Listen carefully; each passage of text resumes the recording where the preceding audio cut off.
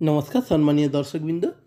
এই মুহূর্তে সবচেয়ে বড় খবর, বিক্ষোভ থামাতে বেআইনি নিয়োগ বিক্ষোভকারীদের কয়েকজনকে এসিসি মামলায় দাবি করেন ইডি। আরও বিস্তারিত জানার জন্য অবশ্যই আপনারা ভিডিওটি একেবারে শেষ পর্যন্ত দেখবেন। রাজ্যে নিয়োগ দুর্নীতির বিরুদ্ধে আন্দোলন চলছে অনেক দিন ধরে।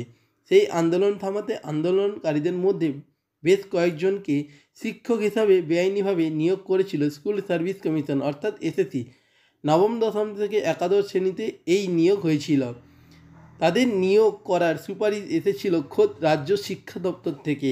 আদালতে পেশ করা নথিতে এমনটাই দাবি করেছে এনফোর্সমেন্ট ডিরেক্টর অর্থাৎ ইডি। এসএসসি নিয়োগ দুর্নীতির তদন্ত করছে ইডি। তদন্তে নেমে এসএসসি প্রাক্তন চেয়ারম্যান শক্তি প্রসাদ সিনহা এবং মিডিলম্যান প্রসূনের বিরুদ্ধে একাধিক তথ্য প্রমাণ মিলেছে বলে দাবি ইডির। ওই তদন্তের সূত্রে শিক্ষা দপ্তরের আধিকারিক সমজিৎ আচার্যের বয়ান নিয়েছেন তদন্তকারীরা।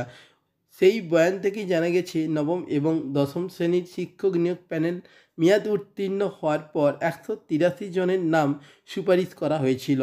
তাদের মধ্যে বেশিরভাগই নাম বেআইনিভাবেই সুপারিশ করা হয়েছিল বলে সূত্রের খবর।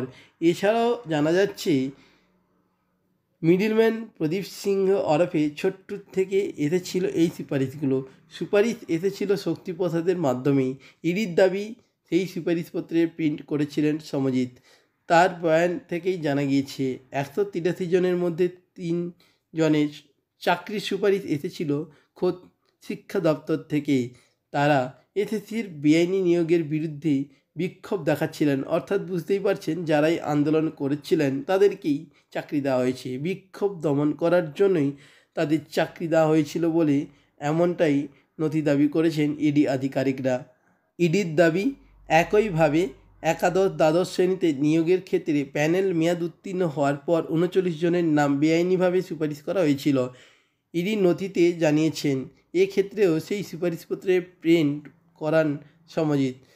নবম দশম নিয়োগের মতো এক্ষেত্রেও ছোট্টু ওরফে প্রদীপের থেকে এসেছিল সুপারিশ শক্তিপ্রসাদের মাধ্যমে। ওই 39 জনের মধ্যে 9 জনের নাম রাজ্য শিক্ষা দপ্তর থেকে সুপারিশ করা হয়েছিল। ইডির দাবি, ওই 9 জন ছিলেন আসলে বিক্ষোভকারী। এসএসসি নিয়োগ দুর্নীতির বিরুদ্ধে তারাই বিক্ষোভ দমন করার জন্যই চাকরি দেওয়া হয়েছিল বলে দাবি করেছে ইডি।